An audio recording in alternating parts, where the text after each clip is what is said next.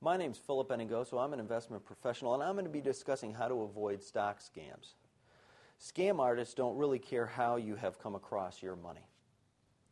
So what can you do to avoid being scammed? First, you want to ask some questions and check out the answers. This is a critical part of any investment, is to make sure that it is legitimate. Two, you want to research the company before you invest in it to make sure that that is a whole company and that it's a worthwhile investment. You want to know your salesperson.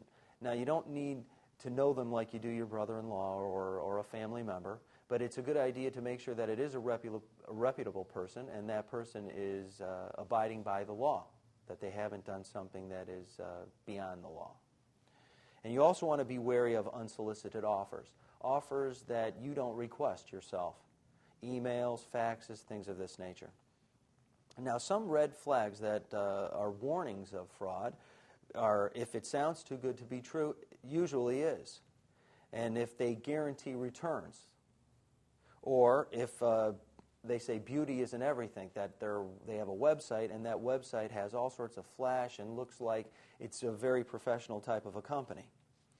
And one of the most important is to pressure you to send money right away, that if you don't take advantage of it today, that this is going to escape your grasp. These are signs that somebody is trying to scam you. Now, the information provided here is for informational purposes only and should not be considered an individualized recommendation or personalized investment advice. Any investment or strategies mentioned here may not be suitable for everyone.